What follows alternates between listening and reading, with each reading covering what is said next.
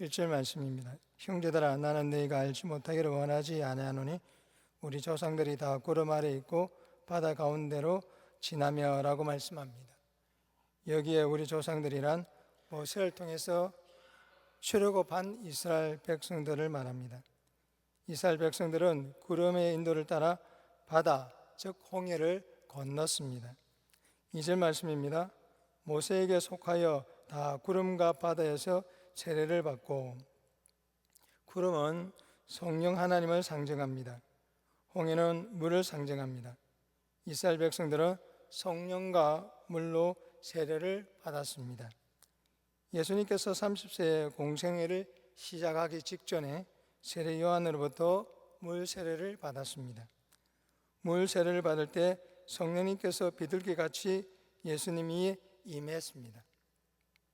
물은 죄를 씻고 죄 용서를 받게 하는 역할을 합니다. 즉 물은 예수님의 보혈을 상징합니다. 성령님께서 우리의 죄를 예수 그리스도의 보혈로 씻어주시고 거듭난 새 사람이 되게 하셨습니다. 예수님께서 니고데모에게 이렇게 말했습니다.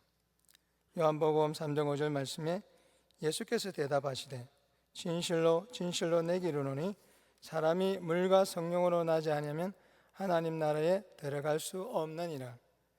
우리는 성령과 예수의 피로 거듭난 새 사람으로서 하나님 나라에 들어가게 됩니다. 애굽은 죄를 상징합니다. 이스라엘 백성들은 영적으로 죄의 노예였습니다.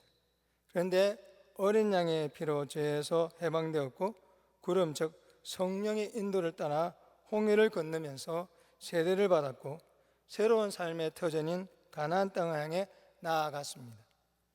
세례는 죄와 사망에서 해방되어 완전한 자유를 얻는 거듭난 사람임을 증명하는 징표입니다. 이스라엘 백성들은 구름과 물로 세례를 받은 자들로서 예수님과 함께 예수님이 마련해온 성찬에 참여하게 되었습니다. 고린도전서 오늘 본문 3절 4절 말씀입니다. 같은 신령한 음식을 먹으며 다 같은 신령한 음료를 마셨으니 이는 그들을 따르는 신령한 반석으로부터 마셨으며 그 반석은 예수 그리스도시라. 여기 신령한 음식은 만나로서 예수 그리스도의 몸을 상징합니다. 신령한 음료는 예수님의 피이고 그리고 신령한 반석은 예수 그리스도를 상징합니다. 이는 그들을 따르는 신령한 반석으로부터 마셨음에라는 말씀이 나옵니다. 이 말씀은 반석이신 예수님께서 이스라엘 백성들과 함께 동행하면서 그들을 먹이셨다는 것입니다. 예수님께서 제자들과 함께 마지막 성만찬을 하실 때에 떡을 향하여 이는 내 몸이라고 하셨고 그리고 포도주를 향하여 이는 내 피라고 말씀하셨습니다. 성찬식에 세례를 받은 성도가 예수님의 몸을 먹고 예수님의 피를 마십니다. 이스라엘 백성들은 구름과 바다로 세례를 받고 가나안 땅을 향해 가면서 예수님의 몸과 피를 먹었습니다. 하나님의 자녀들이 조금 부족해도 하나님은 그들을 볼 때에 늘 기뻐하시고 즐거워하시고 춤을 추십니다. 우리가 늘 부족할지라도 때로는 실수를 할지라도 하나님은 우리를 보시면서 기뻐하십니다. 서바냐 3장 17절 말씀에 너희 하나님 여호와가 너희 가운데 계시니 그는 구원을 베푸실 전능자시라. 그가 너로 말미암아 기쁨을 이기지 못하시며 너를 잠잠히 사랑하시며 너로 말미암아 즐거이 부르며 기뻐하시리라 라고 말씀하고 있습니다. 그런데 오늘 본문에 하나님의 기쁨에서 벗어나서 강야에서 멸망한 사람들이 등장합니다. 이들은 하나님이 가장 싫어하는 악을 즐겼기 때문입니다. 오늘 본문 5절 6절 말씀입니다.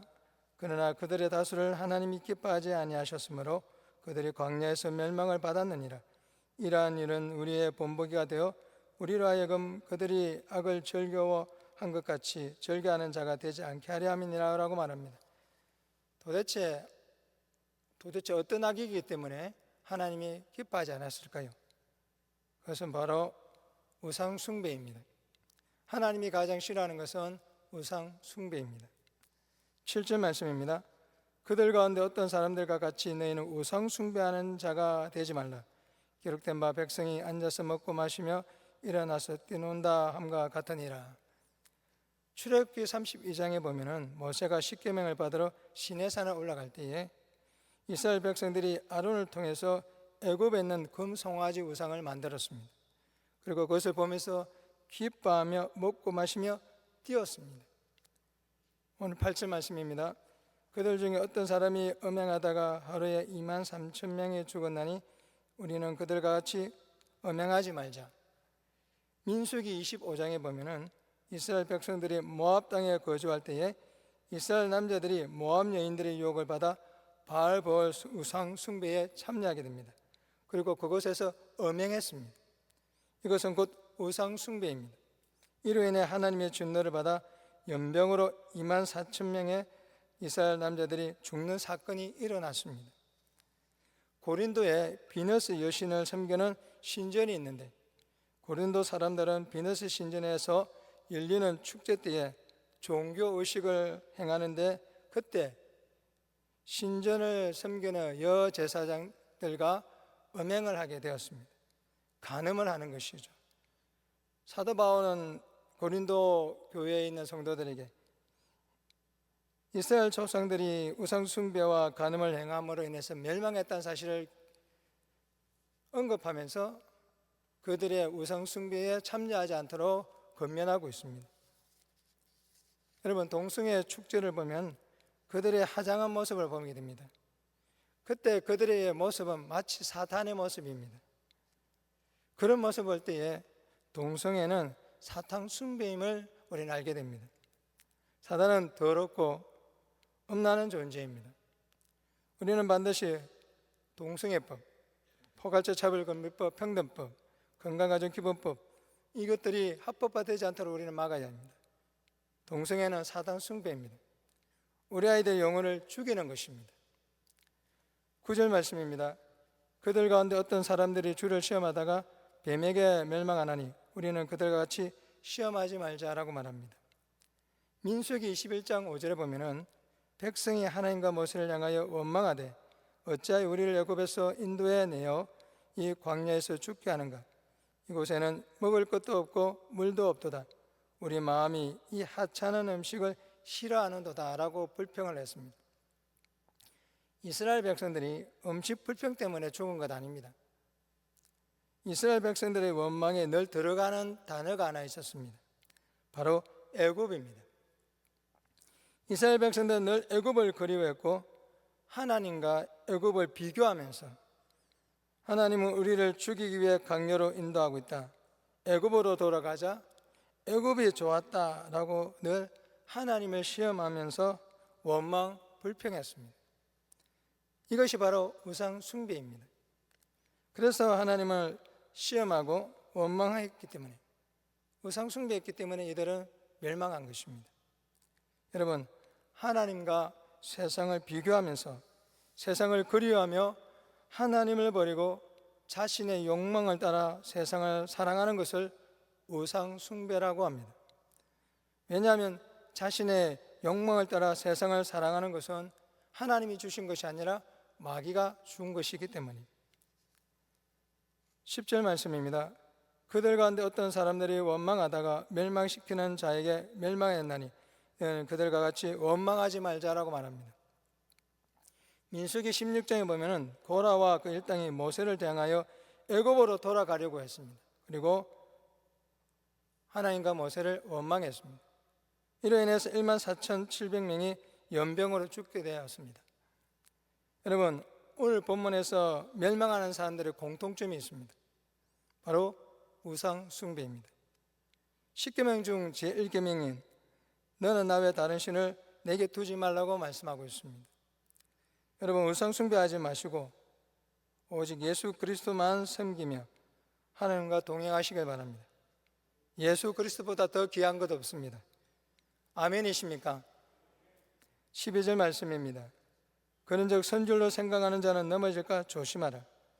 세례를 받고 성만찬에 참여하면 할수록 하나님의 은혜를 기억하고 감사하며 순결과 거룩을 감당하며 세상과 음란과 죄의 유혹을 이기고 겸손히 교회를 섬기며 하나님이 예배하신 천국을 향해 우리는 달려가야 합니다. 그런데 자신의 욕망을 위해서 다시 세상으로 돌아간다면 사단의 만들어 놓은 올무에 걸려서 넘어지게 됩니다. 올무에 걸려 넘어지게 되면 인생 망하는 것입니다. 올무에 걸려 넘어지지 않도록 우리는 어떻게 해야 합니까? 늘 예배와 말씀과 기도에 깨어 성령님과 동행해야 합니다. 성령님과 동행하면서 하나님을 섬기는 여러분이 되시기를 우리 주 예수 그리스도 이름으로 축원합니다. 13절 말씀입니다. 사람이 감당할 시험 받기는 너희가 당한 것이 없나니 오직 하나님이 미뻐사 너희가 감당하지 못할 시험 당을 허락하지 아니하시고 시험 당할 쯤에 또한 피할 길을 내사 너희로 능히 감당하게 하시느니라 라고 말씀합니다. 하나님께서 이스라엘 백성들을 시험하셨습니다. 시험은 이스라엘 백성들이 오직 하나님만을 섬기며 신뢰하도록 하기 위해서 강약 훈련이었습니다. 결코 이스라엘 백성들을 멸망시키려는 의도가 전혀 없었습니다. 우리에게도 하나님께서 우리에게 주시는 시험이 있습니다. 여러분, 하나님께서 주시는 시험을 우리가 어떻게 감당할 수 있겠습니까? 하나님의 말씀을 믿고 또한 예수 그리스도의 이름의 그 권세, 기도의 권세로 우리의 시험을 감당해야 합니다.